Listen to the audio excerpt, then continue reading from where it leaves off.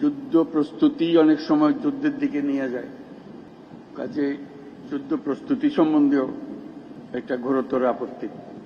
কিন্তু এমন বিশ্বে আমরা বাস করে প্রতিনিয়ত যুদ্ধের হুমকি আমাদের ঘিরে থাকে, তো সেখানে প্রস্তুতি না নিয়ে থাকা এটা অসম্ভব হয়ে পড়ে।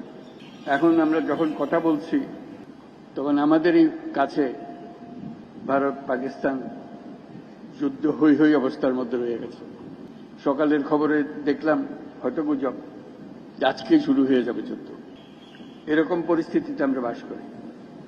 তো কাজেই এই পরিস্থিতির মধ্যে প্রস্তুতি না নেওয়াটা আত্মঘাতী, এবং প্রস্তুতি নিতে হলে আধা আধি প্রস্তুতির কোনো জায়গা নেই।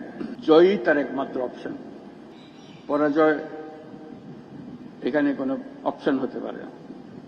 কাজে আমাদের যে প্রস্তুতি, সেই প্রস্তুতি কত উচ্চ পর্যায়ে আমরা নিতে পারি সেটার চেষ্টা আমাদের থাকতেই হবে। কিন্তু আজকাল যুদ্ধ এত ব্যয়বহুল একটা ব্যাপার, আর আমাদের অর্থনীতি এমন দুর্বল অবস্থায় আছি, সামগ্রিক স্ট্র্যাটেজি ঠিক করতে হবে, শান্তির দিকে আমাদের হাত বাড়িয়ে রাখতে হবে সবসময়, কিন্তু প্রস্তুতিতেও থাকতে হবে।